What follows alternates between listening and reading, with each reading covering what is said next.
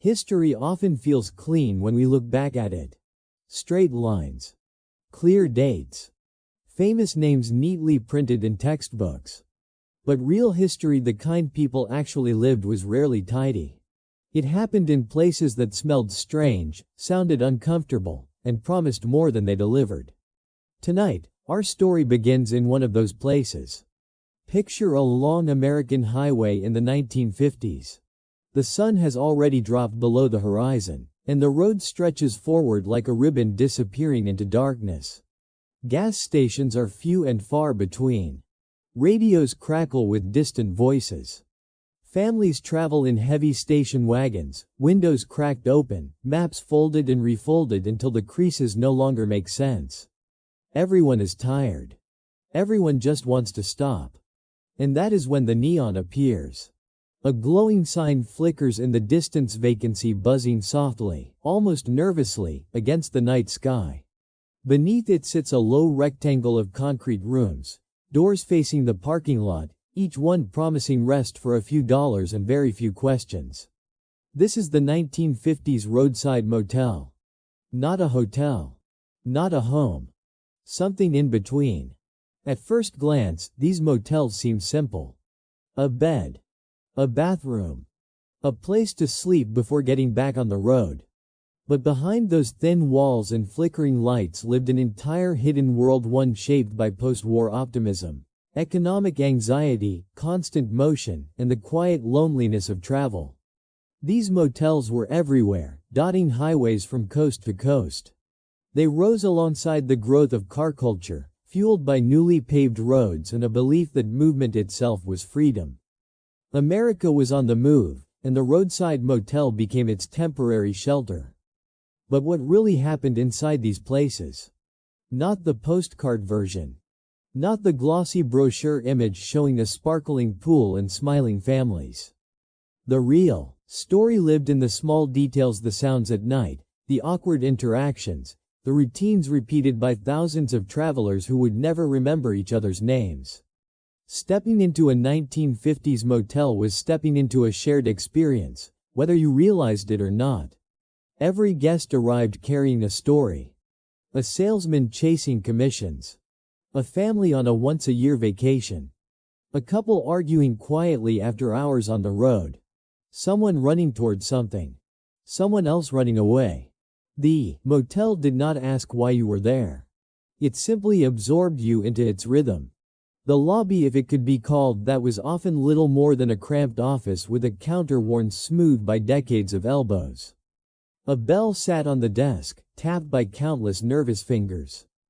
The air smelled faintly of burnt coffee and cleaning solution. Somewhere behind the counter, a radio murmured or a clock ticked too loudly. Check-in was never smooth. It was a ritual. Names written carefully into thick ledgers. License plate numbers requested and half remembered. Keys handed over heavy, awkward, attached to oversized plastic tags that made them impossible to lose and impossible to ignore. The rules were posted nearby, typed or handwritten, shaped by past incidents no one wanted to explain. Once you had the key, the motel opened itself to you, not with warmth, but with familiarity. These places were not designed for comfort. They were designed for survival. For one night. Maybe two. The rooms told their own stories. Beds that sagged slightly in the middle, shaped by the weight of thousands of tired bodies. Curtains faded by relentless sunlight. Televisions that required patience and careful antenna adjustment. Lamps that flickered, as if unsure whether they wanted to participate. And yet, despite the discomfort, people slept there. Night after night. Year after year. Because these motels were not just stops along the road, they were reflections of the era itself. The 1950s was a decade filled with confidence on the surface. New cars. New appliances. New suburbs spreading outward. But underneath that optimism lived tension. Fear of the unknown. Fear of falling behind. Fear of being alone. The roadside motel captured all of it in one compact space. Privacy was thin. Walls carried sound easily. You could hear laughter, arguments, footsteps overhead. You knew when someone next door could not sleep. You knew when a family was finally settling down for the night. In a strange way, no one was ever truly alone. These motels became temporary communities, brief villages formed by chance and dissolved by morning. No one stayed long enough to belong, but everyone stayed long enough to share something. Even the silence had meaning. Late at night, after the parking lot lights dimmed and the highway noise softened, the motel revealed its truest self. The hum of old machines. The distant clatter of ice. The occasional door opening or closing. These sounds blended together into a low, constant reminder that life was still moving, even while you rested. And that is what made these places so memorable. They were not glamorous. They were not safe havens. But they were honest. They showed travel for what it really was: unpredictable, uncomfortable, and deeply human. In a time before digital reservations and standardized chains, every motel had its own personality. Its own quirks. Its own unspoken rules. Some were friendlier than others. Some were stranger. But all of them shared one thing: they existed to catch people in motion. If you look closely, the 1950s roadside motel was not just a business model. It was a mirror. A mirror reflecting a society learning how to move faster than ever before, without always knowing where it was going. A place where optimism met exhaustion. Where freedom met fatigue. Where the open road ended, just for a night. And tonight, that is where we are staying. As we move deeper into this story, we will explore what daily life inside these motels really looked like, from the people who ran them to the rituals guests shared without ever speaking. We will see how novelty mixed with discomfort, how trust was assumed, and how every thin mattress and flickering sign quietly shaped the memories of a generation. So settle in. Dim the lights. Let the hum of an old television fill the background. Imagine the glow of neon leaking through worn curtains. You have checked in. You have set your bag down. This is not the history you were taught. This is the history people slept through, one restless night at a time. The roadside motel sold an idea long before it sold a room. From the highway, everything looked reassuring. Neon signs glowed confidently against the dark, promising rest, convenience, and a brief escape from the road. Words like vacancy, air-conditioned, and colored TV flickered in bright colors, turning exhaustion into hope. After hours of driving, those signs felt less like advertisements and more like lifelines. But once the car engine shut off and the door closed behind you, the illusion began to thin. These motels were designed to appear welcoming from a distance, yet their reality was often a careful compromise between promise and limitation. The bright signage existed to be seen at 60 miles an hour, not to be examined closely. Up close, the paint was chipped. The letters buzzed unevenly. Some lights were burned out entirely, leaving half words glowing in the dark. The confidence faded the longer you looked. This contrast was not accidental. In the 1950s, appearance mattered deeply. The post-war world celebrated progress, modernity, and optimism. Motels leaned into that mindset, borrowing the language of luxury even when they could not provide it. A modern room might mean pastel walls and chrome fixtures. Comfort might simply mean a door that locked and a bed that existed. Inside, the atmosphere shifted from hopeful to uncertain. The air often carried a mix of smells: cleaning chemicals, old fabric, and something faintly musty that never quite went away. The lighting was rarely flattering. Overhead bulbs cast harsh shadows, while lamps struggled to brighten corners that seemed permanently dim. What looked cozy in the brochure felt exposed in reality.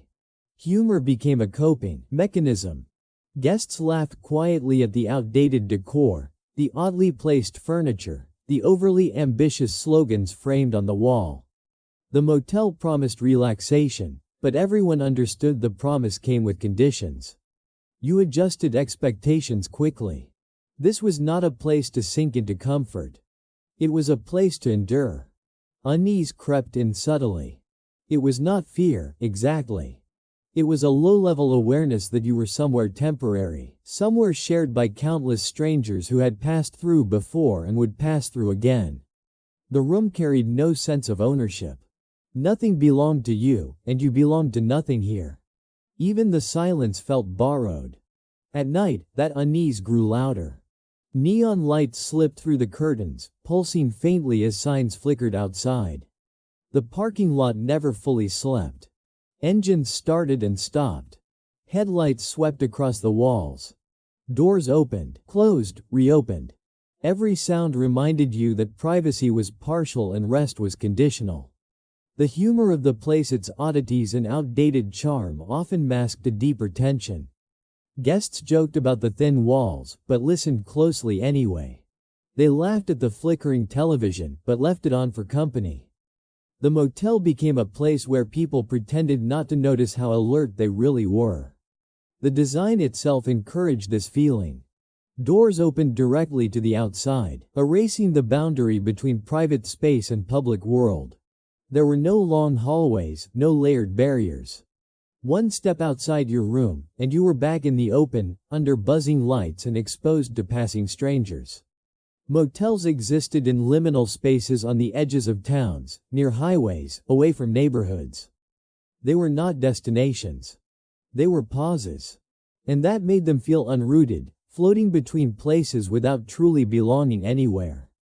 This sense of in-betweenness shaped the emotional experience of staying there. Guests were polite but distant. Conversations were brief, transactional. Everyone understood the unspoken rule: do not ask questions. Do not linger. Do not get attached. The motel was not a place for connection, only coincidence. Even humor had limits. What seemed funny in daylight, the quirky signage, the outdated furniture, felt different after midnight. Shadows stretched oddly across walls. Familiar sounds became unfamiliar.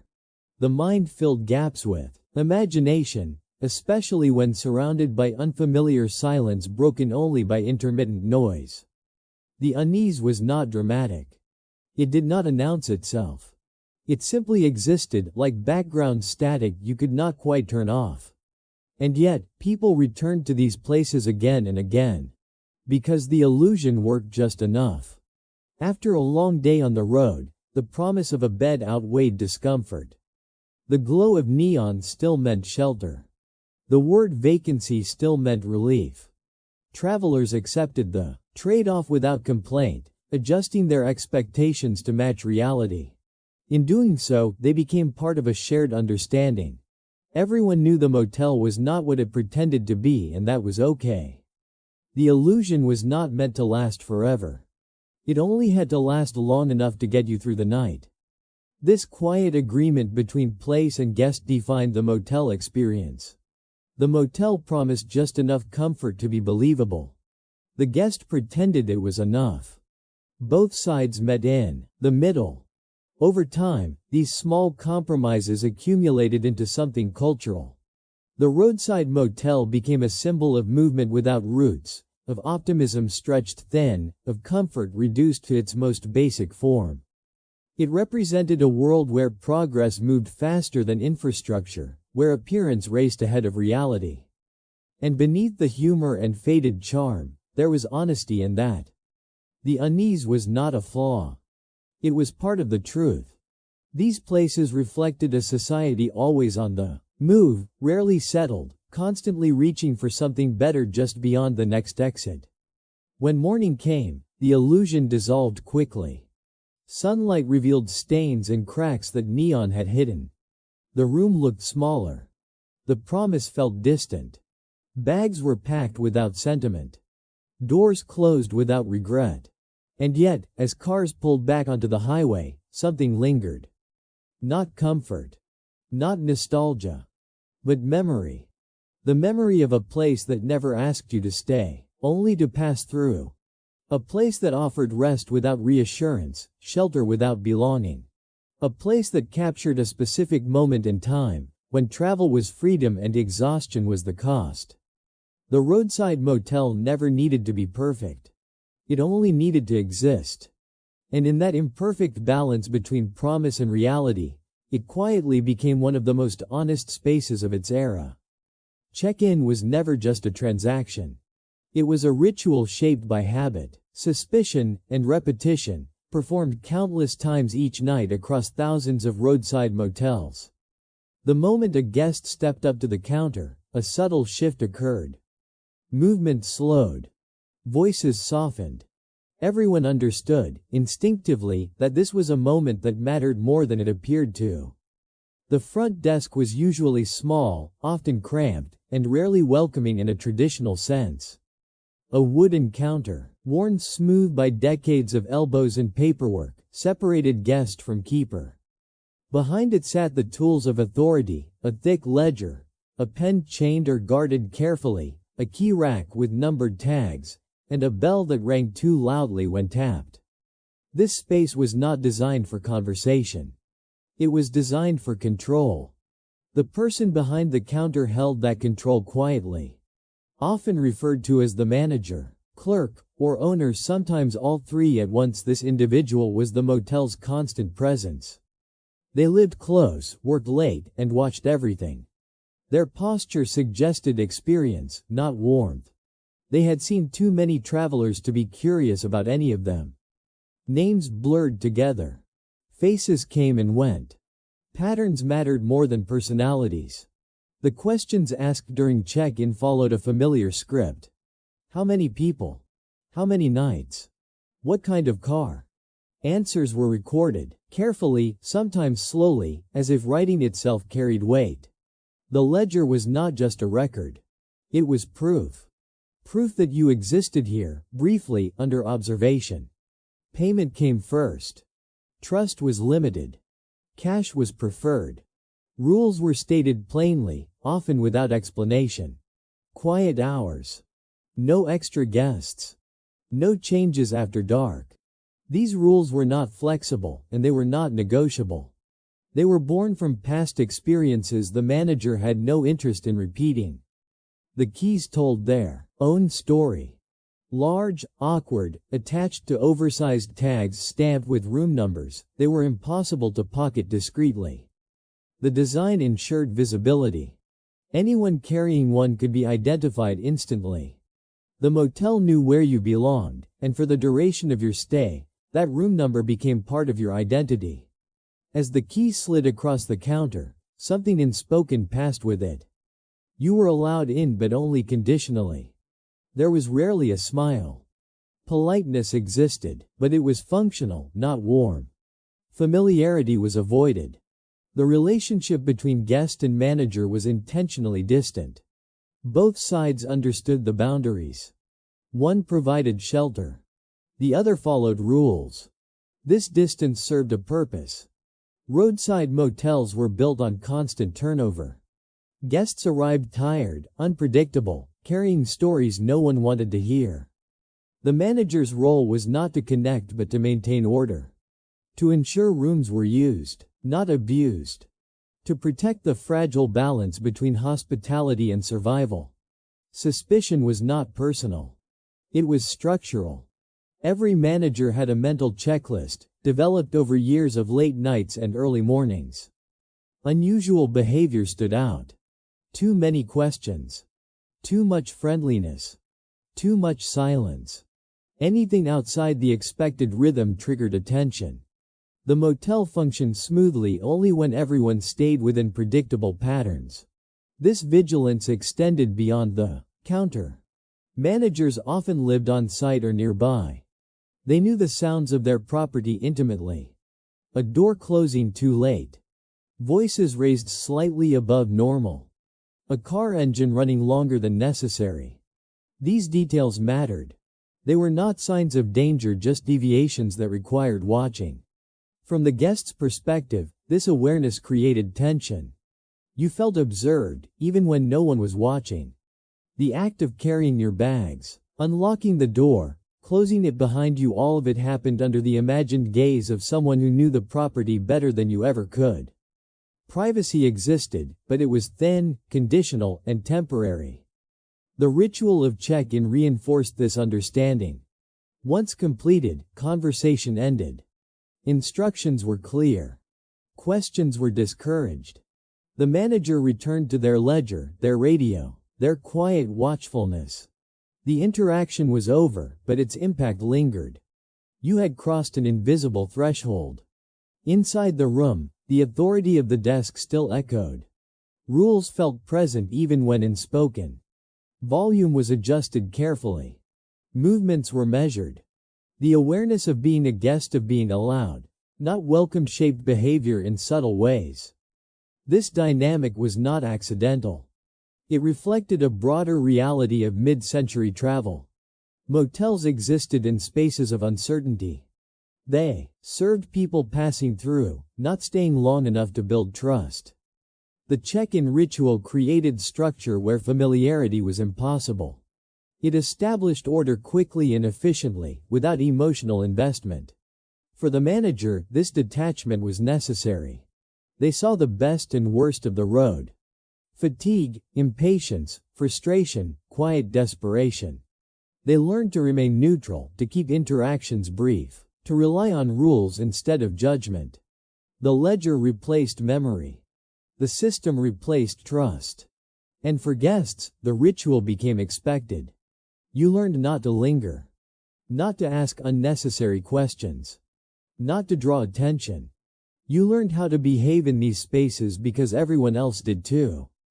Over time, the ritual became invisible, absorbed into the larger experience of travel. Yet despite its rigidity, the check-in process offered reassurance. Structure meant predictability. Predictability meant safety. The rules, the ledger, the key, all of it signaled that this place functioned. That it had survived long enough to develop routines. That you were unlikely to be surprised. In a world defined by motion, this small pocket of order mattered. The motel desk was not a place of comfort, but it was a place of clarity. Expectations were set. Boundaries were drawn. The night could proceed without uncertainty. When the door finally closed behind you and the key turned in the lock, the ritual completed itself. You were inside. The outside world paused. The manager returned to watching. The ledger waited for the next name. By morning, none of it would matter. Names would blur. Rooms would reset. The ritual would repeat, unchanged, for the next tired traveler searching for a glowing sign in the dark. And that repetition, quiet, disciplined, and emotionally distant, was what kept the roadside motel alive. The motel manager was not just an employee. They were the axis around which the entire property turned. Every light, every rule, every quiet decision flowed through them.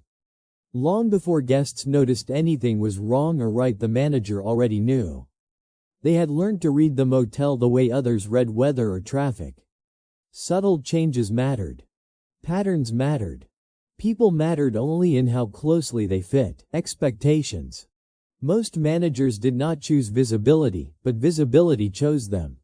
They lived close to the office, sometimes in a room identical to the ones they rented out, sometimes in a slightly larger space hidden from view. Their presence was constant even when unseen. Guests felt it in small ways: the way lights shut off at a precise hour, the speed with which complaints were addressed, the sense that someone knew where you were supposed to be at all times. The manager's authority was quiet and procedural. They rarely raised their voice. They did not need to. Rules did the work for them. Policies were enforced not through confrontation but through consistency. No exceptions meant no arguments. Over time, this approach shaped behavior. Guests learned quickly what was acceptable and what was not. This authority came from experience, not power. Managers had seen too much to be surprised easily. They had witnessed late arrivals arguing over rates, families stretched thin by travel fatigue, solitary figures who spoke little and left early. They learned to remain neutral, to avoid emotional involvement. Empathy was dangerous. Detachment was survival. Every night followed a rhythm. Early evening brought arrivals, engines cooling, doors opening and closing. The manager watched casually, pretending not to notice details while quietly cataloging them. License plates. Number of occupants.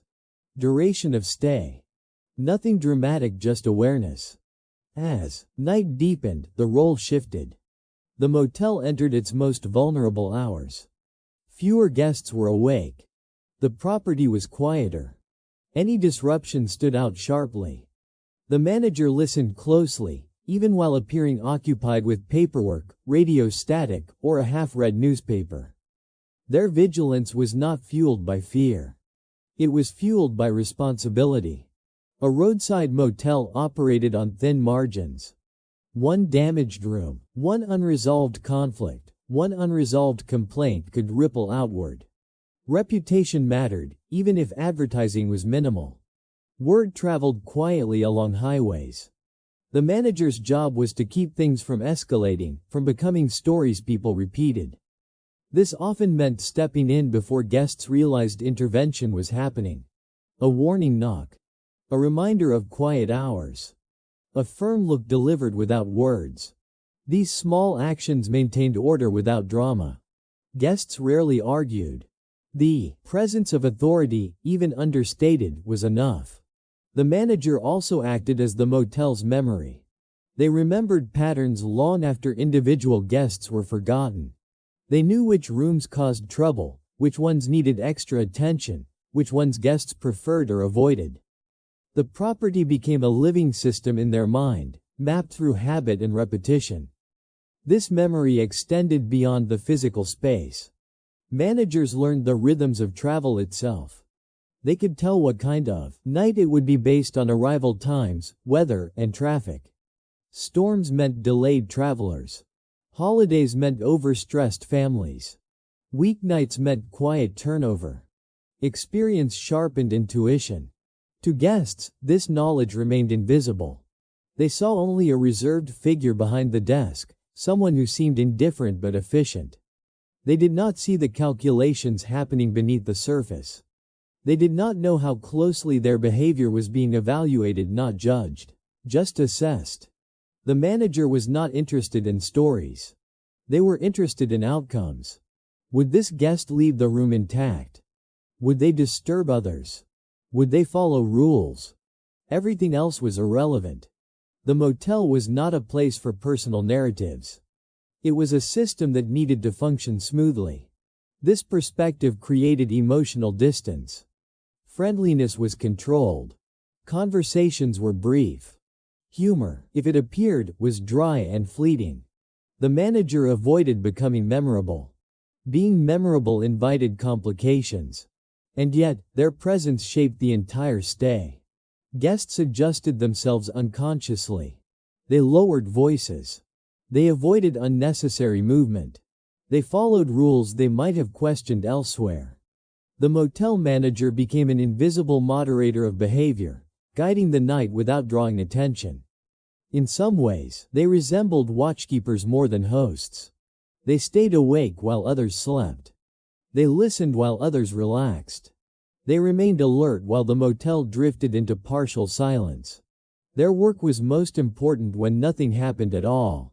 This role carried isolation. Managers were surrounded by people but rarely connected to them. They saw humanity at its most transitional, tired, distracted, focused on elsewhere. Few guests asked questions about the person behind the desk. Fewer still remembered them the next day. The manager accepted this. Their reward was not recognition but continuity. Another quiet night. Another ledger filled. Another morning without incident. Success was measured in absence of noise, of conflict, of damage. Over time, this perspective shaped the manager's worldview. They became skeptical but not cynical. Cautious but not unkind. They understood people best at their most unguarded moments when exhaustion stripped away performance. They learned not to take behavior personally. The motel itself reinforced this mindset. Nothing here was permanent. Everything was temporary. Guests stayed briefly. Objects wore down quickly. Even relationships were transactional. The manager became the only constant in a place defined by impermanence. That constancy mattered. Without it, the motel would dissolve into chaos. Rules would blur. Boundaries would erode. The delicate balance between openness and order would collapse. The manager's quiet authority held it together. When morning came, their role shifted again. They processed departures, checked rooms, reset spaces, prepared for the next cycle. The night was absorbed into routine, its details folded away without sentiment. Guests left without looking back. They carried memories of thin walls, flickering lights, restless sleep. Rarely did they remember the person who ensured the night passed without incident. The manager faded into the background, exactly as intended. But without that unseen authority, the roadside motel could not exist. It depended on someone willing to remain watchful in a place built for movement, someone willing to enforce rules without applause, someone willing to stay while everyone else moved on. The motel manager was not the face of comfort, but they were the reason comfort, however limited, was possible at all. And in the quiet hours between check-in and sunrise, they held the night together, one unremarkable decision at a time. The motel room revealed itself slowly, never all at once. At first glance, it seemed functional: 4 walls, a bed, a bathroom, a lamp glowing weakly in the corner. But the longer someone stayed inside, the more the room's history surfaced. Not through dramatic flaws, but through subtle signs of wear that spoke of countless nights and countless strangers. Nothing in the room felt new. Everything felt used, but not neglected, used in a way that suggested constant turnover rather than carelessness. The furniture bore small scars, scratches on tabletops, dents in dressers, chair legs worn smooth at the edges. These marks were not accidents. They were records. Evidence of suitcases dragged across floors, of tired hands setting things down without precision. The bed dominated the space. It sat low and heavy, pressed into the room as if it had been there longer than the walls themselves. The mattress dipped slightly in the center, shaped by years of bodies collapsing into it at the end of long days. Springs responded unevenly, offering resistance in some places and surrender in others. Lying down was not an act of comfort, it was an agreement. Sheets were clean, but their cleanliness felt technical rather than inviting. Crispness existed without softness. The fabric slid too easily, bunching unpredictably with movement. Pillows flattened quickly, losing structure within minutes. Sleep required adjustment, negotiation, patience. Around the bed, the room continued its quiet story. Wallpaper peeled at the corners, curling away from the wall as if trying to escape. Patterns repeated endlessly, their colors faded unevenly by years of sunlight leaking through thin curtains. No 2 walls aged the same way. Light revealed imperfections differently depending on the hour. The air carried a familiar stillness. It smelled faintly of detergent, dust, and something older, an odor that could not be removed, only covered. Windows opened reluctantly, if at all. Air conditioners rattled loudly, struggling to maintain consistency. Temperature shifted unpredictably, forcing guests to choose between noise and discomfort. Lighting offered little mercy. Overhead fixtures were harsh, while lamps provided uneven pools of yellow light. Corners remained shadowed no matter how many switches were flipped. The room was never fully bright and never fully dark. This ambiguity affected perception, making the space feel smaller, more enclosed, more temporary. Sound behaved strangely inside motel rooms. Every movement echoed slightly. Footsteps carried. Furniture made itself known with the smallest adjustment. Outside noises slipped through walls and windows without resistance. A car door closing, voices passing by, the hum of the highway, everything blended into a constant reminder that isolation was incomplete. The room was designed to discourage attachment. There were no personal touches. No artwork meant to inspire reflection. No textures meant to invite lingering.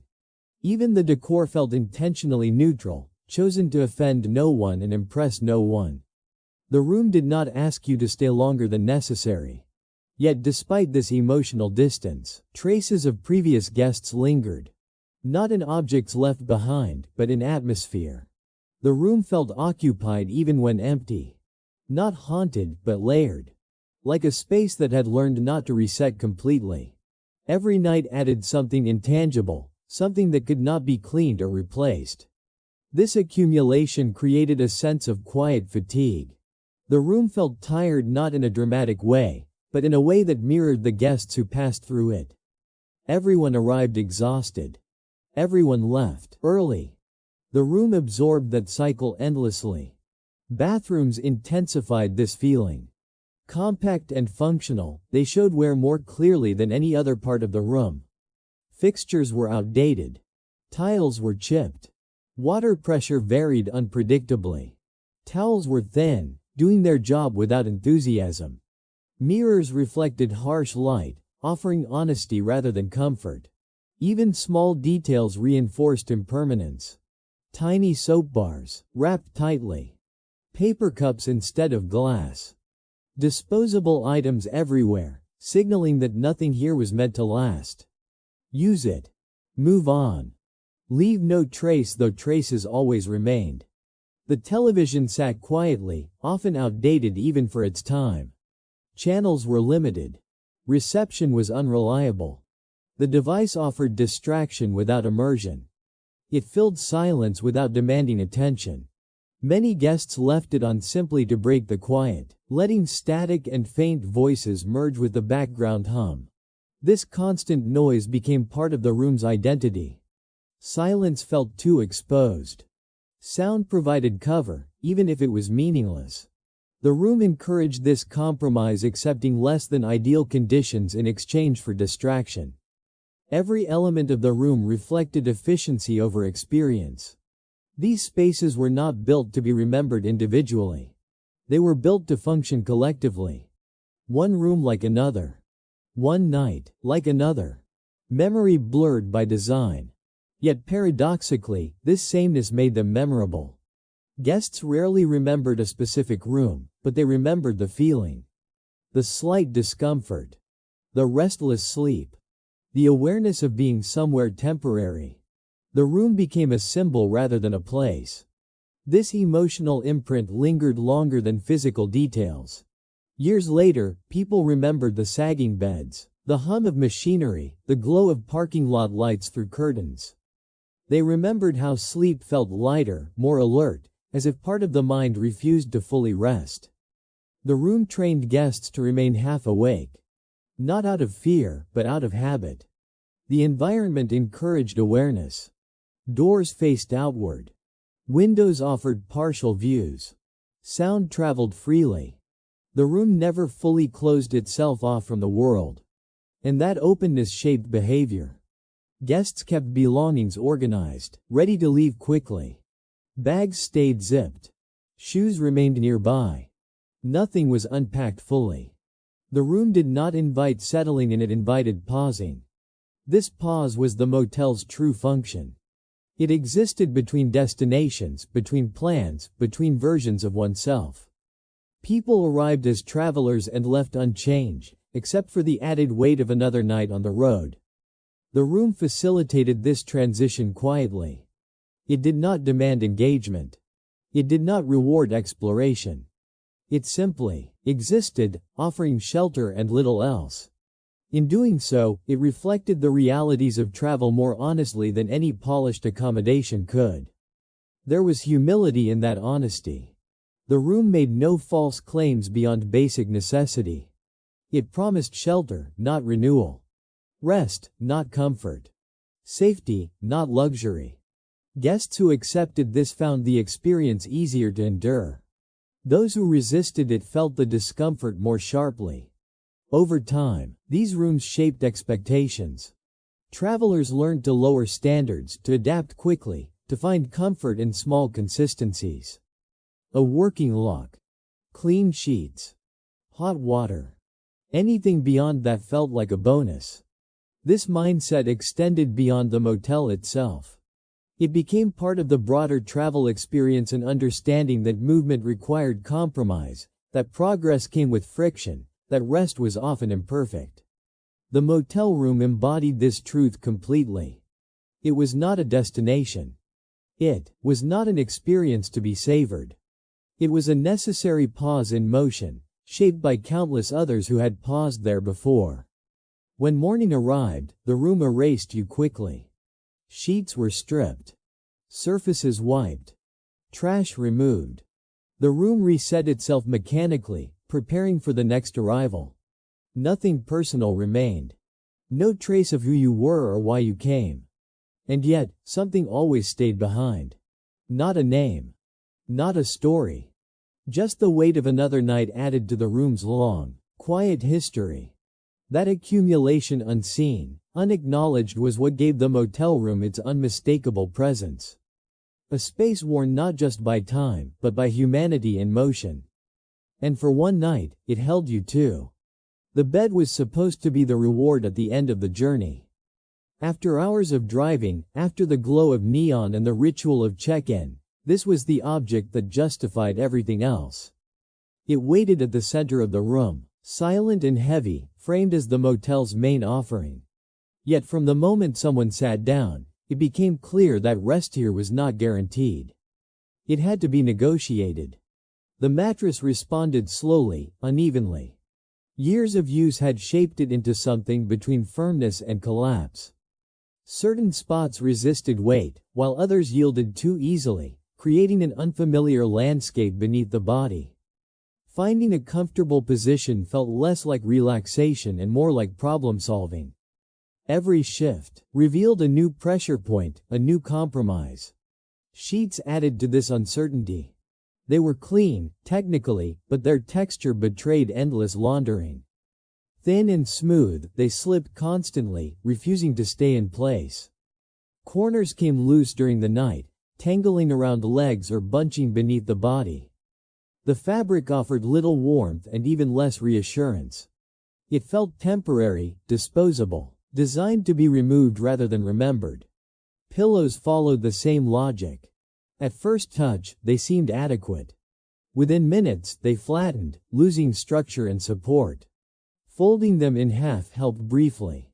Stacking two offered a short-lived solution. Eventually, guests learned to stop adjusting and accept the angle their neck settled into. Comfort was not something to achieve. It was something to endure. Blankets completed the arrangement. Often thin, sometimes oddly textured, they provided coverage without insulation. On cooler nights, they fell short. On warmer nights, they trapped heat unevenly. Their weight was insufficient to ground the body, leaving sleep light and easily disturbed. They felt like an afterthought, included because something had to be there. Together, these elements formed a system that discouraged deep rest. Sleep came in fragments. Short stretches broken by repositioning, by outside noise, by the awareness of unfamiliar surroundings. The body remained alert even while lying still. The mind refused to fully disengage. Dreams, if they came at all, were shallow and fleeting. This was not accidental. Motel beds were designed for durability, not comfort. They needed to withstand constant use, not provide luxury. Every choice reflected efficiency, materials that lasted, fabrics that cleaned easily, structures that tolerated neglect. Comfort was secondary to survival. Guests felt this immediately. Lying in the dark, staring at the ceiling, listening to distant engines in neighboring rooms, they became acutely aware of their own presence. Every movement felt louder than it should. Every sound seemed closer than expected. The bed offered a place to lie down, not a place to disappear. Many left the television on. The low murmur of static and distant voices softened the silence, creating a sense of company. Sound became a shield, even if it disrupted sleep further. The alternative, complete quiet, felt too exposed. The bed amplified awareness, and noise helped dull it. Others turned to routine. Shoes placed neatly beside the bed. Bags arranged carefully. Curtains adjusted just enough to block headlights without closing fully. These small rituals created an illusion of control, a sense that the space could be managed if not mastered. But the bed remained unpredictable. Springs creaked softly with movement, announcing even minor adjustments. The frame responded with faint vibrations, reminding occupants that the structure beneath them was neither solid nor silent. Every turn registered, both physically and audibly. This sensitivity shaped behavior. Guests moved cautiously, trying not to disturb others or draw attention to themselves. Even alone, they moderated movement, as if aware that walls were listening. The bed taught restraint through discomfort. Sleep, when it came, was light. It hovered near wakefulness, easily interrupted. The body rested without surrendering. Muscles relaxed partially. The mind remained half-engaged, alert to changes in sound or light. This was not restorative sleep. It was temporary suspension. Morning arrived quickly.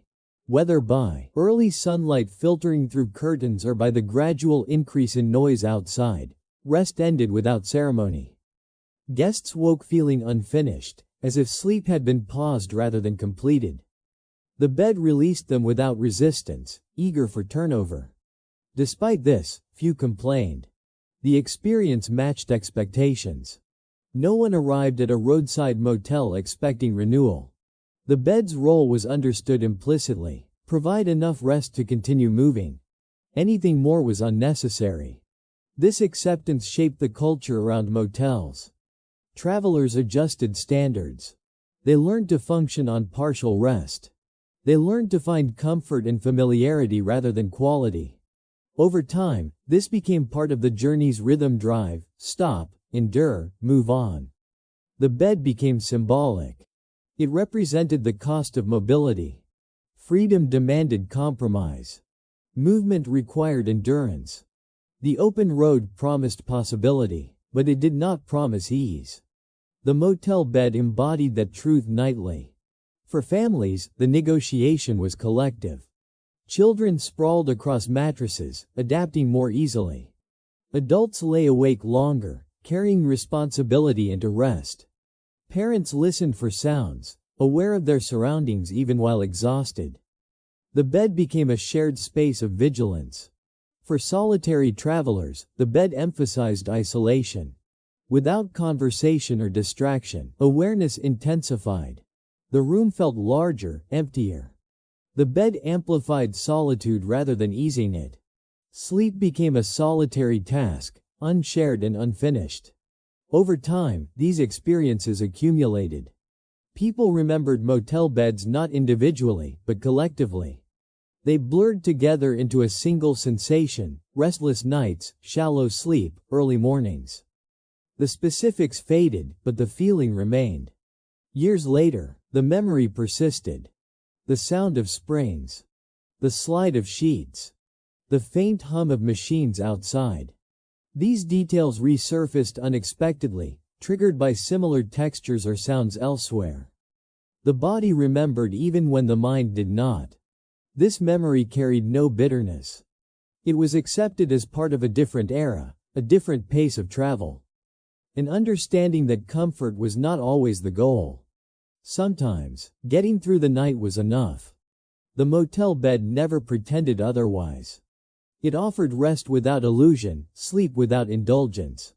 It did not cradle or soothe.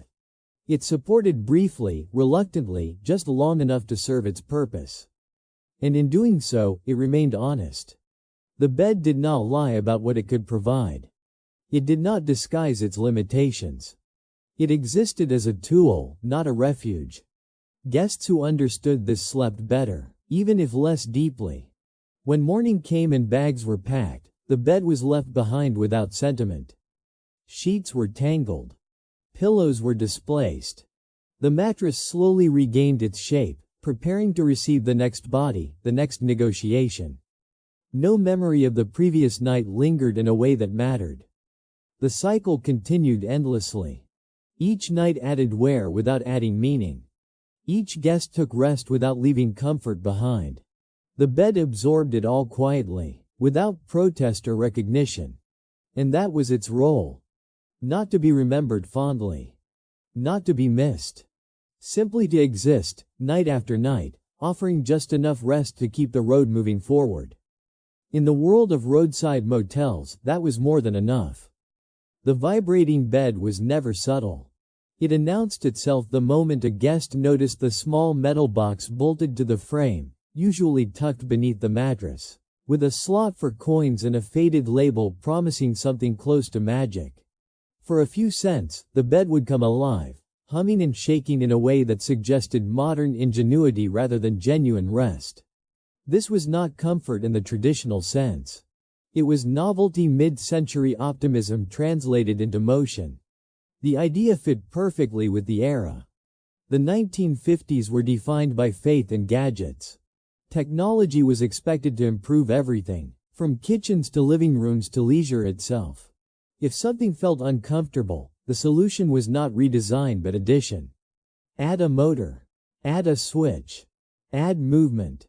The vibrating bed followed this logic exactly. It did not fix the mattress. It distracted from it. Guests encountered the device with curiosity first. After hours of driving and an awkward check-in, the promise of something unexpected sparked interest. Some laughed at it immediately, recognizing its absurdity. Others treated it seriously, reading the instructions carefully, wondering if this small machine might actually deliver the relaxation it claimed. The decision to use it became a moment. Coins were dropped into the slot with cautious optimism. A switch was flipped. There was always a brief pause, just long enough to doubt the choice before the bed began to vibrate. The sensation was unmistakable. Not soothing, not gentle, but mechanical and insistent. The entire frame shook, transmitting motion through springs, mattress, and body alike. The experience was rarely what people expected. Instead of easing muscles, the vibration often amplified awareness. The bed felt less stable, less predictable. Items on nearby tables rattled softly. The sound joined the hum of air conditioners and distant traffic, creating a layered noise that filled the room. The novelty overwhelmed any sense of calm. For some, the absurdity became entertaining. Laughter broke the tension. The vibrating bed turned the motel room into something briefly memorable, a story to be told later. It transformed discomfort into humor, replacing frustration with curiosity. The bed did not need to work, it only needed to be interesting. For others, it was quickly abandoned. After a few seconds, sometimes less, the switch was turned off. The vibration lingered in the body longer than expected, leaving a faint sense of restlessness. The promise had not been fulfilled, but it had been tested. That was enough. The vibrating bed represented a specific mindset. It was a solution designed for marketing rather than experience. A feature meant to stand out in a crowded landscape of identical rooms. Something to mention on a roadside sign. Something that suggested modernity without delivering substance. Motels advertised these beds proudly. They were listed alongside air conditioning and television as symbols of advancement. The implication was clear: this place offered something extra, something innovative. Whether or not it improved sleep was secondary to the impression it created. This focus on novelty over function mirrored broader cultural patterns. The post-war world was filled with devices that promised to enhance life through motion and automation. Some succeeded. Many did not. But belief in progress remained strong enough to overlook shortcomings. The vibrating bed fit neatly into this narrative. In practice, it complicated rest. Instead of calming the body, it stimulated it. Muscles tensed in response to movement. The bed demanded attention rather than offering support. Sleep became more difficult, not less. Yet the device persisted. Motels kept installing them, even as guest enthusiasm waned. They became fixtures, part of the room's identity whether used or not. Over time, they faded into the background, noticed only occasionally, their presence accepted as another oddity. Their sound became familiar. A low mechanical hum that blended with other motel noises. Guests in neighboring rooms recognized it instantly. It signaled experimentation, curiosity, or boredom. It marked a moment of interaction with the space beyond basic use. The vibrating bed also changed the relationship between guest and room. It invited participation. Unlike static furniture, it required action, a decision, a willingness to engage. This interaction created a brief sense of agency in an otherwise controlled environment. But that agency was limited. Once activated, the experience could not be adjusted. The vibration had one speed, one intensity. There was no personalization. Like many motel features, it was designed for general use, not individual preference. This lack of control reinforced the motel's larger theme. Guests adapted rather than customized. They accepted what was offered rather than shaping the space to their needs. The vibrating bed was another reminder that comfort here was standardized, not tailored. Over time, these beds became cultural symbols. They appeared in stories, jokes, and memories as shorthand for roadside travel. Mentioning one immediately evoked a specific image: flickering neon, thin walls, restless nights. The bed itself became less important than what it represented. It represented a moment when optimism outran practicality. A belief that technology alone could solve discomfort without addressing its cause. A willingness to substitute sensation for support. The vibrating bed did not improve sleep, but it reinforced faith in progress. As decades passed, these devices disappeared. They were removed, replaced by simpler frames and quieter nights. Their motors aged poorly. Maintenance outweighed novelty. Guests stopped asking about them. The promise no longer worked. But the memory remained. Those who encountered vibrating beds remembered them vividly, precisely because they were unnecessary. They stood out in an environment defined by sameness. They broke the pattern briefly, even if ineffectively. In retrospect, they felt honest in their own way. They did not hide their artificiality. They did not pretend to be natural or comforting. They were loud, obvious, and unapologetically mechanical. They reflected a time when innovation was celebrated for its own sake. The motel room absorbed this contradiction easily. It was already a space of compromise, where expectations were adjusted and promises were interpreted loosely. The vibrating bed simply made that negotiation explicit. It offered something extra, then asked guests to decide whether they wanted it. Most decided they did not. After a short experiment, the switch stayed off. The bed returned to its static state. The night continued as it would have anyway, uneasy, light, unfinished. Yet the presence of the device altered perception. It reminded guests that the motel was trying, however awkwardly, to be modern. That it was participating in the broader story of progress, even if imperfectly. That it belonged to its time. This attempt mattered more than success. The vibrating bed showed effort, ambition, belief. It demonstrated that even temporary places wanted to evolve, to offer something beyond bare necessity. It was a gesture toward improvement, even if misguided. In that sense, it mirrored the travelers themselves. People on the road were also experimenting, testing ideas of freedom, movement, and possibility. Not every choice led to comfort. Not every innovation worked. But the attempt defined the era. The vibrating bed belonged to that spirit. It was a footnote in the larger story of roadside motels, but a revealing one. It showed how easily novelty could replace substance, how quickly promise could overshadow experience. And in its brief, noisy operation, it captured something essential about mid-century travel.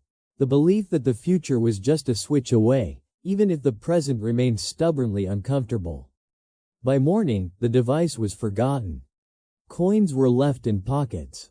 Switches remained untouched. The bed returned to its quiet, uneven support. The novelty had passed, leaving only memory behind. The room reset itself once again. Sheets were changed. Floors were cleaned. The vibrating bed waited, unused, for the next curious guest who might test the promise and discover its limits. And so the cycle continued. Innovation without comfort. Motion without rest. Progress measured by addition rather than improvement. The vibrating bed did not make the night better, but it made it unmistakably of its time. The television in a roadside motel was never the center of the room, but it quietly demanded attention. Usually perched on a low stand or built into a heavy wooden cabinet, it faced the bed at an angle that suggested compromise rather than intention. Its screen was small, its casing bulky, its presence unquestioned. This was not entertainment in the modern sense. It was a companion to the night. Turning it on was an act of habit. The power button clicked with a dull sound, followed by a brief glow as the screen warmed into life. Static appeared first, a restless pattern of light and noise that filled the room instantly. The sound was sharp, intrusive, but familiar. It broke the silence before the silence had a chance to settle. Reception was uncertain at best. Channels drifted in and out, their images bending and warping as if struggling to exist. Vertical lines rolled slowly across faces. Colors bled into one another. Voices faded beneath interference, forcing viewers to concentrate harder than they wanted to. Watching television here was not passive. It required effort. Rabbit ear antennas stood awkwardly on top of the set, thin metal rods bent into shapes that suggested previous attempts at improvement. Adjusting them became a ritual. One hand on the antenna, eyes fixed on the screen, body angled just right. A step to the left. A step back. Hold it there. Do not move. For a moment, the picture would sharpen. A face became recognizable. Words connected. Music found rhythm. Then, inevitably, the signal slipped again. The image dissolved. Static returned. The moment passed. This cycle repeated endlessly. Guests learned to accept imperfect reception. They stopped chasing clarity and settled for fragments. A news segment partially understood. A sitcom laugh track heard more than seen. A movie already halfway over, watched without context or conclusion. Content mattered less than presence. The television filled space. It gave the room a sense of occupation, even when watched half-heartedly. Its flicker added movement to an otherwise still environment. Light bounced off walls and ceilings, softening shadows without eliminating them. Many guests left it on all night. Not because they were watching, but because turning it off felt wrong. Silence felt heavier than static. The television created a barrier between the guest and the unfamiliar quiet of the motel. It suggested normalcy, routine, continuity with life outside this temporary space. Television also blurred boundaries. It brought distant places into the room, cities, studios, imagined living rooms that felt more stable than the one you occupied. Even through distortion, it reminded guests that the world continued elsewhere, uninterrupted by their pause. This mattered more than clarity. The content itself was often repetitive. Reruns. Late-night programming. News segments looped and replayed. Nothing demanded full attention. Nothing punished distraction. This low demand matched the mood of the motel perfectly. Watching became background activity. Eyes drifted between screen and ceiling. Thoughts wandered. The television spoke without being listened to, existed without being engaged. It became part of the room's atmosphere rather than its focus. The limitations of motel television shaped expectations. Guests did not anticipate immersion or quality. They expected interruption. They expected effort. This expectation reduced frustration. The television delivered exactly what was anticipated: distraction without satisfaction. In this way, it succeeded. The act of adjusting antennas became symbolic. It represented the desire for connection in a place designed for transience. Guests reached upward, physically manipulating metal rods, trying to pull clarity from the air. The effort was almost ceremonial, performed with hope despite repeated disappointment. Sometimes, a clear signal held. For a few minutes, the picture stabilized. Sound aligned with image. The room felt briefly connected to something larger, something reliable. These moments were small victories, savored quietly. But they never lasted. Eventually, the signal drifted. Interference returned. The guest released the antenna, accepting the loss. The television resumed its role as noise rather than narrative. This unpredictability mirrored the motel experience itself. Nothing here was fully dependable. Comfort fluctuated. Sound traveled unexpectedly. Light shifted. The television simply made this instability visible. Its presence also highlighted isolation. Watching alone in a dim room, surrounded by unfamiliar sounds, the guest became acutely aware of their separation from the world being broadcast. The television showed scenes of togetherness, laughter, stability, things that felt distant despite their proximity on the screen. This contrast deepened the motel's emotional tone. The television offered company without connection. It spoke without listening. It filled the room without engaging it.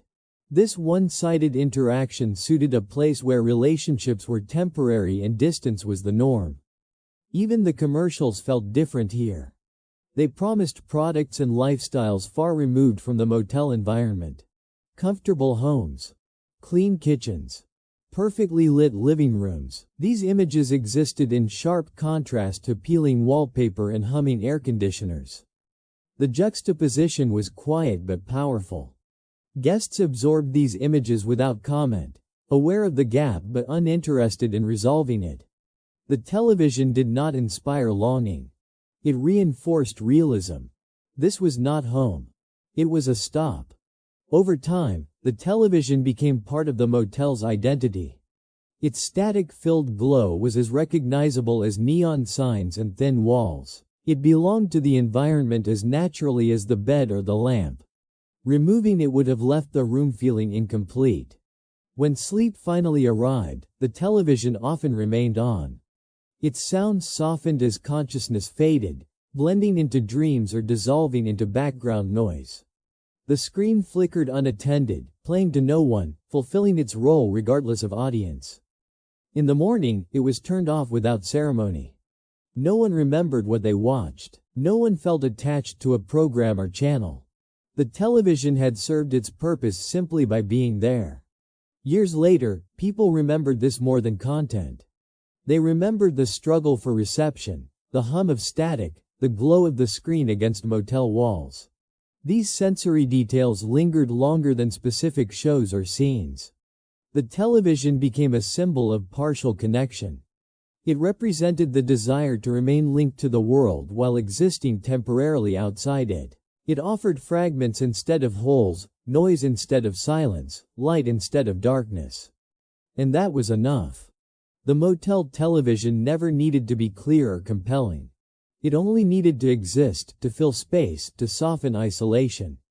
In doing so, it became one of the most reliable elements of an otherwise unreliable environment. When guests packed their bags and checked out, the television remained. Its screen cooled, its casing gathered dust. It waited patiently for the next arrival, ready to flicker into life once more, offering the same imperfect companionship to another tired traveler. The road would continue. The motel would reset. The static would return.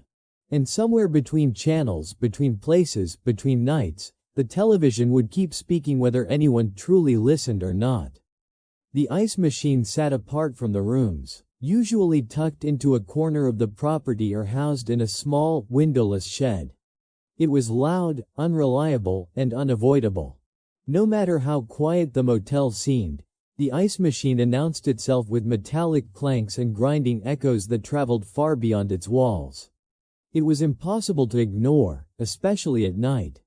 Guests approached it with a mixture of necessity and resignation. Ice was not a luxury, it was practical.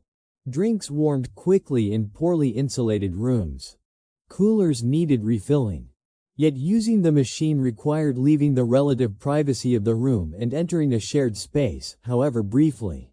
This transition mattered. The walk to the ice machine exposed the motel's social undercurrent.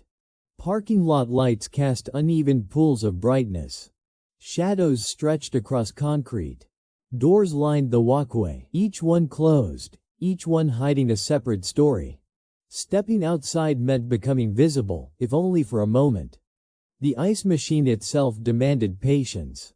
It rarely worked smoothly. Buttons stuck. Levers jammed.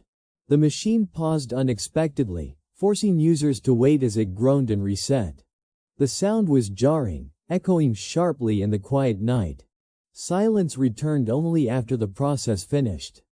This delay created opportunity. Another guest might arrive, carrying an empty bucket or a plastic bag held open awkwardly. Eye contact was brief, cautious. A nod, maybe. Few words exchange. The encounter was not planned, but it followed an unspoken script. These interactions were polite but distant. Questions were safe and predictable. Long drive, hot tonight. Nothing personal. Nothing revealing. The motel did not encourage intimacy.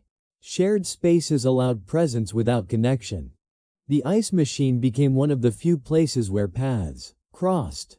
Unlike hallways or lobbies, it served a clear, universal purpose. Everyone understood why they were there. There was no ambiguity. This clarity made interaction easier, even if minimal. Sometimes, the encounter stretched slightly longer. A joke about the machine's noise. A comment about its stubbornness. A brief shared frustration. These moments were small, but they humanized the space.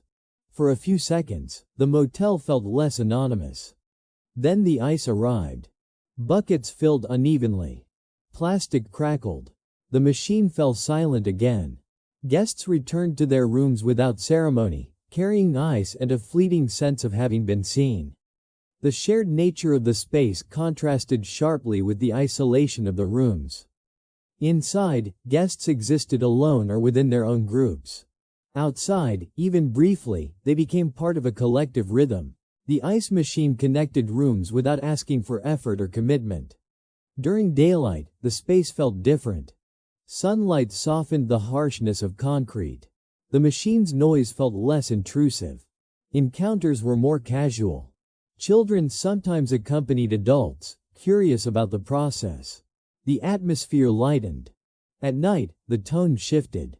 Encounters felt more cautious. Voices lowered. Movements slowed. Everyone seemed aware of the thinness of walls, the proximity of others, the importance of not disturbing the fragile quiet. The ice machine amplified this awareness. Its noise felt louder at night, more disruptive. Guests rushed slightly, eager to finish and return inside. The shared space was tolerated, not enjoyed. Yet it remained essential. Motels were built with minimal communal areas. There were no lounges, no cafes, no gathering rooms. The ice machine filled that gap unintentionally. It became a point of convergence, a functional meeting place. Its design reinforced this role.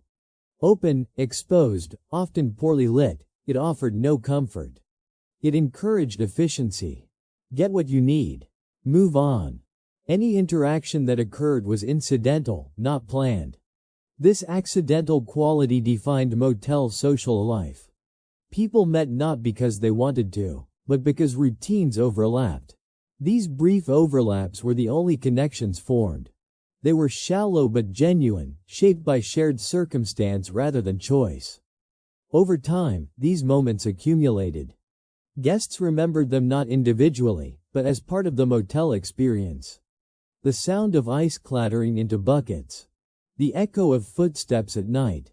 The fleeting acknowledgement of another traveler. These details anchored memory more than the rooms themselves. The ice machine also symbolized shared dependence. Everyone relied on the same resource. Everyone tolerated its flaws. Complaints were shared quietly, rarely voiced to management. The machine's limitations were accepted as part of the deal. This acceptance extended to the motel as a whole. Guests adapted to imperfections collectively. They lowered expectations together, even without coordination. The ice machine's unpredictability mirrored the motel's larger unpredictability. In some ways, it leveled experience. Regardless of room quality or personal background, everyone waited the same way, listened to the same noise, accepted the same delays. For a brief moment, differences faded. Then the moment ended. Buckets filled. Guests returned to their rooms. Doors closed. The motel returned to its pattern of isolated units connected only by sound. The ice machine waited. It would be used again, soon. Its noise would break silence again. Another brief encounter would occur, unplanned and unremarkable. This repetition gave the space meaning. It became a consistent element in an environment defined by change. Guests came and went, but the ice machine remained. Its sound marked time, dividing nights into segments of quiet and interruption. Years later, people remembered this sound. The sharp crack of ice dropping, the mechanical grind, the echo in an empty lot. These sounds resurfaced unexpectedly, triggering memories of travel, fatigue, and fleeting connection. The ice machine was never meant to be memorable. It existed for utility, not experience. Yet through repetition and shared use, it became a symbol of motel life, functional, awkward, communal in the smallest possible way. In a place where nothing encouraged gathering, the ice machine did what nothing else did. It brought people briefly together, without obligation, without intimacy, without consequence. A shared pause in separate journeys. Then it let them go. The road called again. Doors closed. Engines started. The motel reset. And the ice machine, humming softly in the background, waited for the next accidental encounter. In the evening, as daylight drained from the parking lot and the air cooled unevenly, televisions flickered on across the motel. One by one, rectangles of blue and white light appeared behind thin curtains. From the outside, the building seemed to wake up again, not with movement, but with glow. The television was rarely chosen for its content. Guests turned it on almost automatically. The remote was picked up before bags were fully unpacked. The screen filled the silence before anyone consciously decided to watch. News, reruns, game shows, movies already halfway through, it did not matter. What mattered was presence. The television created sound where none existed. Voices filled the room, even if they were ignored. Laughter tracks played without prompting real laughter.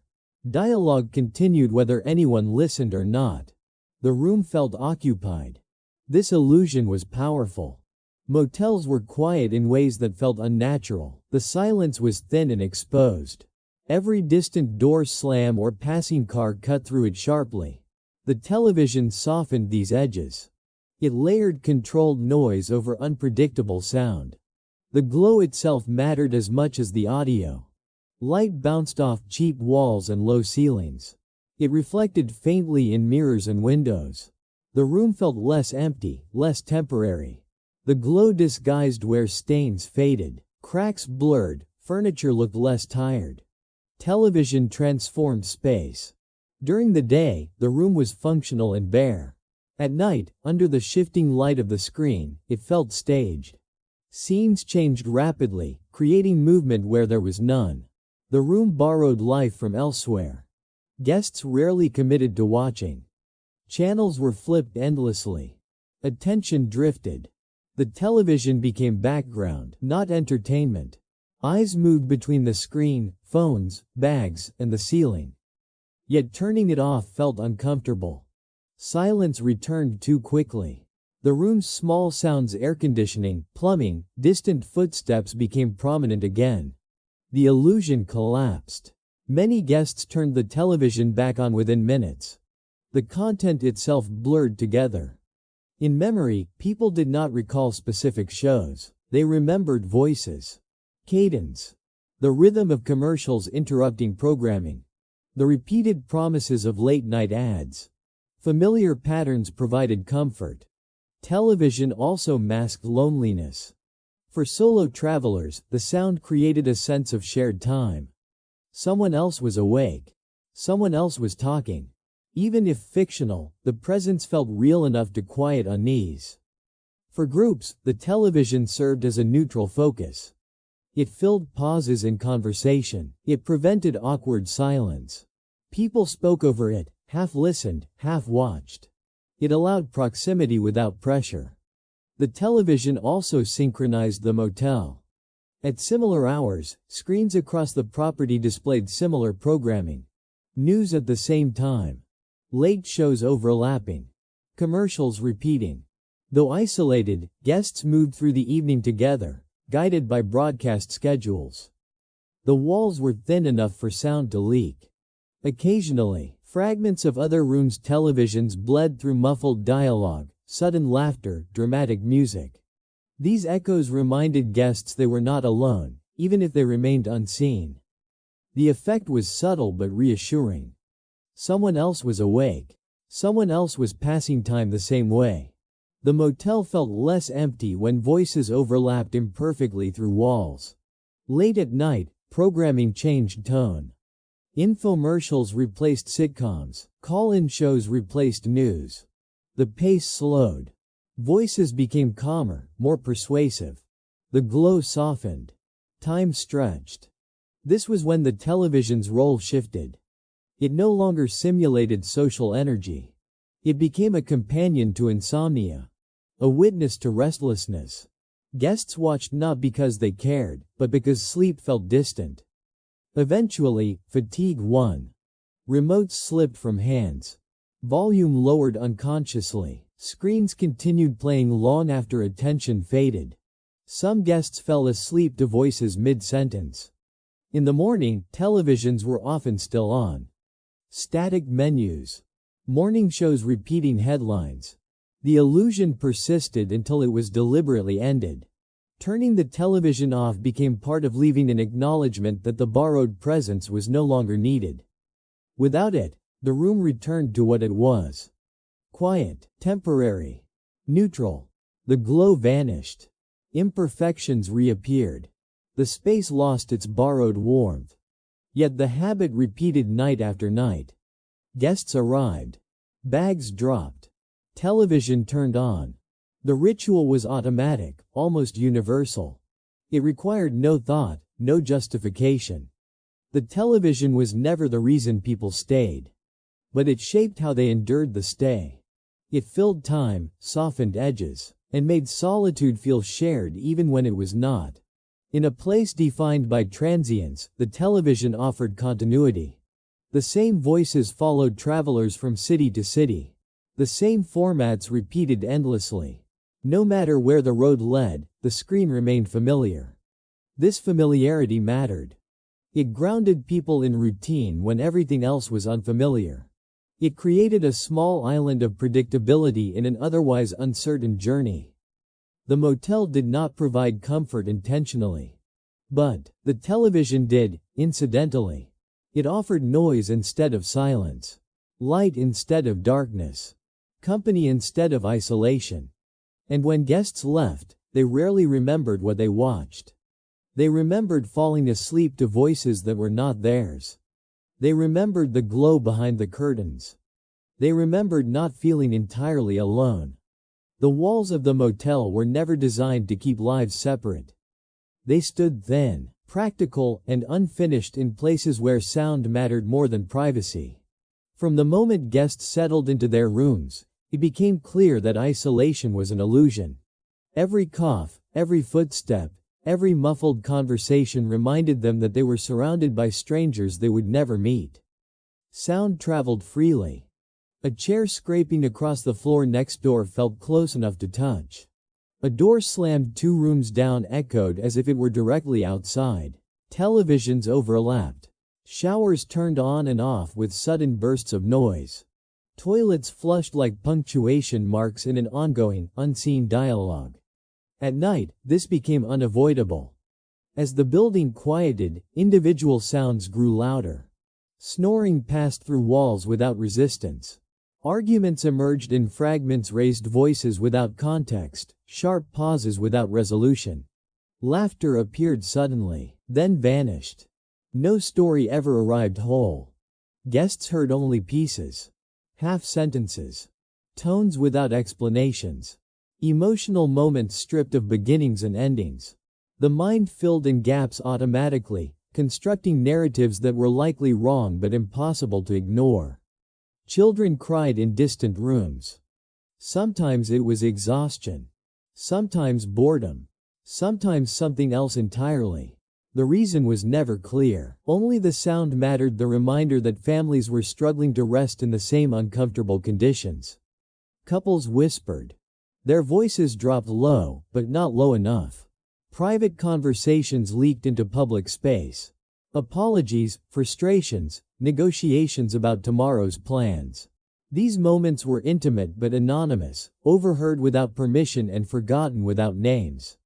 For solo travelers, this constant presence was unsettling. There was no true solitude. Silence never arrived fully.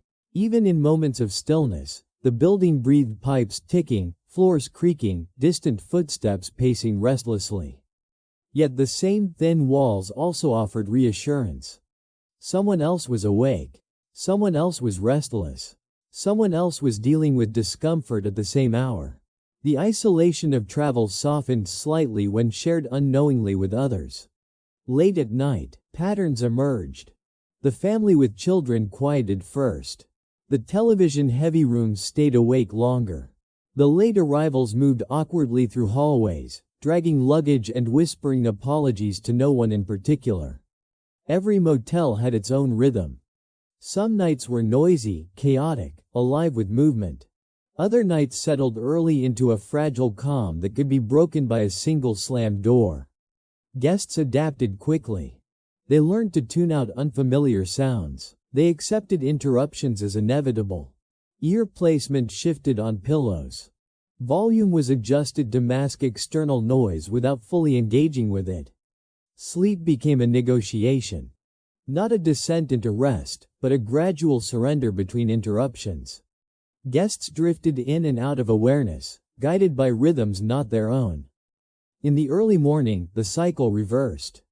Alarm clocks rang in mismatched intervals. Doors opened and closed repeatedly. Showers ran in quick succession. Voices returned, quieter but more purposeful. The walls carried all of it. No announcement was needed. The motel woke collectively, each room contributing its own small sounds to the larger composition. Guests rarely spoke about this experience. It was understood without discussion. Thin walls were expected. Complaining felt pointless. This was part of the agreement, temporary shelter in exchange for shared space. The lack of privacy shaped behavior. Voices softened. Arguments paused. Movements slowed late at night. People became more aware of their own noise because they were constantly aware of others. This awareness created a strange intimacy. Strangers influenced each other without meeting. One room's silence encouraged another's restraint. One late-night disturbance rippled outward, affecting dozens of unseen guests. And yet, no connections formed. In the morning, these same people passed each other in the parking lot without recognition. Faces meant nothing. The shared night dissolved instantly under daylight. The walls had done their work and were forgotten. What remained was the memory of presence. Not specific individuals, but the feeling of being surrounded, of not being entirely alone, even when solitude was desired. This experience lingered. Long after guests left, they remembered not the conversations themselves, but the sensation of proximity. The awareness that others existed just beyond reach, living parallel moments on the same uneasy ground. Motels did not promise privacy. They promised shelter. Everything else was incidental.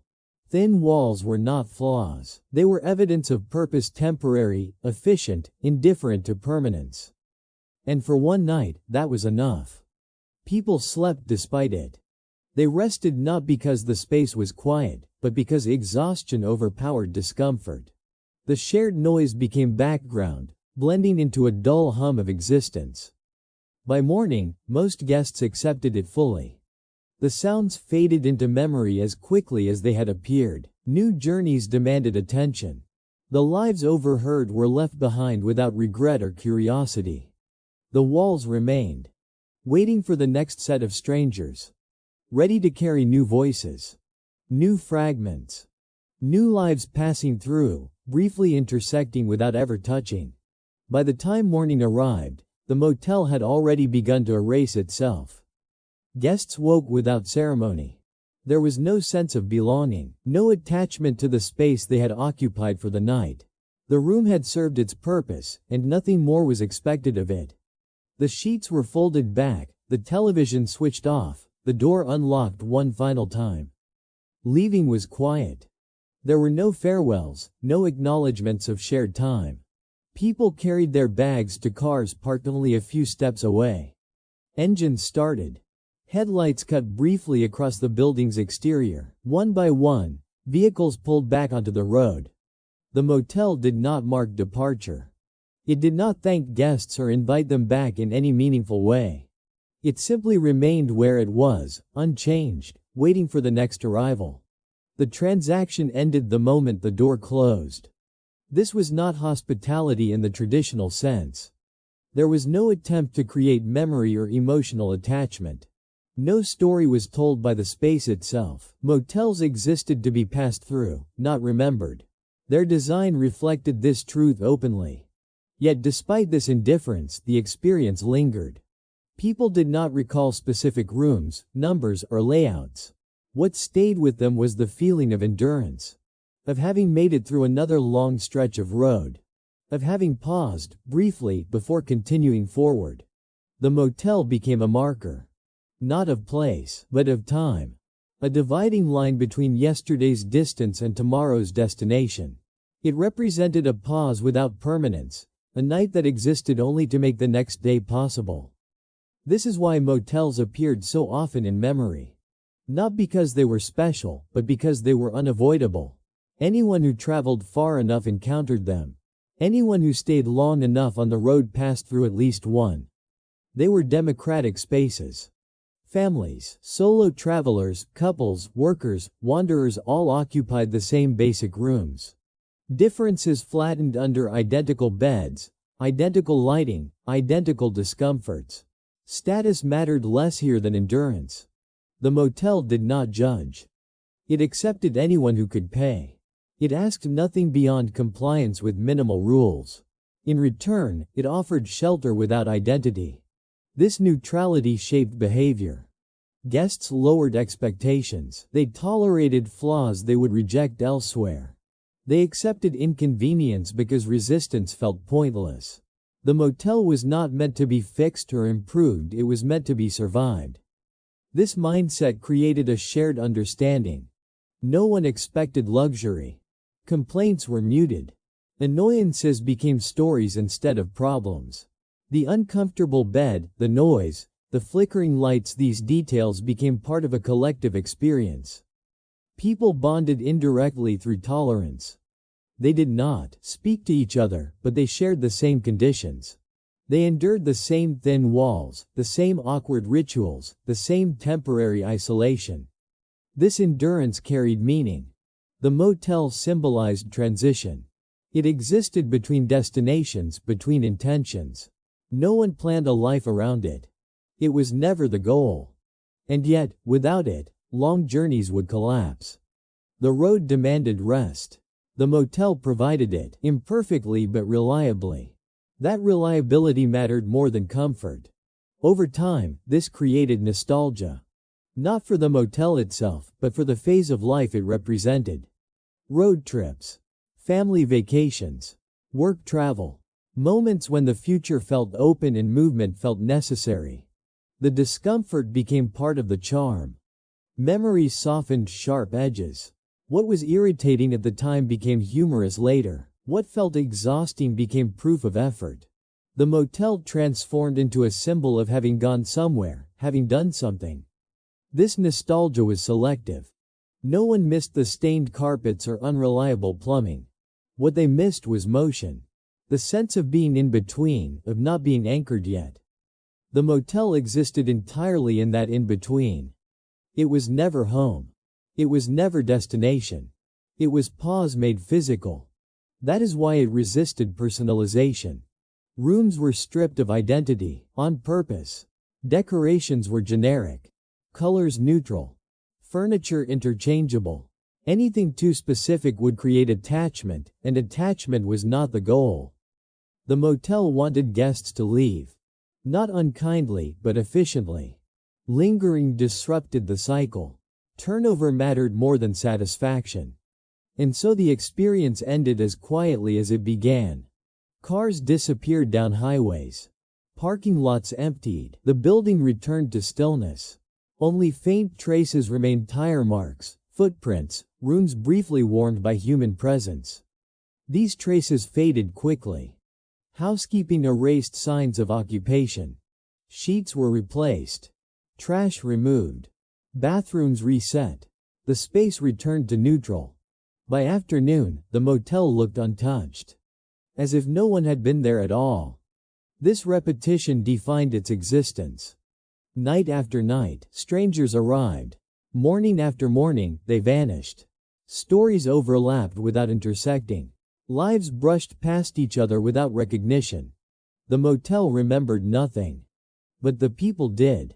Even years later, many could recall the feeling precisely. The sound of doors closing. The smell of detergent and old air. The glow of television through curtains. The sense of waiting for sleep to arrive. These memories surfaced unexpectedly. Triggered by long drives, roadside signs, or unfamiliar rooms. The experience had embedded itself quietly, without effort. Because it was never about comfort. It was about passage. The motel marked progress. One more stretch completed.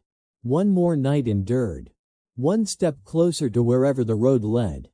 This is why motels remained relevant long after better options appeared. Hotels offered comfort. Rentals offered space. But motels offered immediacy, access, simplicity. Pull in. Stop. Rest. Leave. No layers. No ceremony. That simplicity spoke to something fundamental. Movement requires pauses. Pauses require shelter. The motel answered that need without pretending to be more than it was. It did not ask guests to stay longer. It did not invite them to return. It existed, and that was enough. In this way, the motel became a quiet ritual of travel. Uncelebrated, unglamorous, but deeply familiar. A shared experience repeated across generations, across highways, across decades. People might forget the name. They might forget the location. But they remembered the feeling. Of being somewhere briefly. Of belonging nowhere. Of resting just long enough to keep going. That was the true purpose of the motel. Not to provide comfort. Not to create memory. But to carry people through the spaces between their lives one night at a time. In the end, the motel was never meant to be remembered for its comfort or beauty. It existed to serve a simpler purpose: to hold people briefly while life kept moving. For one night, it absorbed exhaustion, uncertainty, and quiet resilience, then released travelers back onto the road without asking for gratitude or recognition.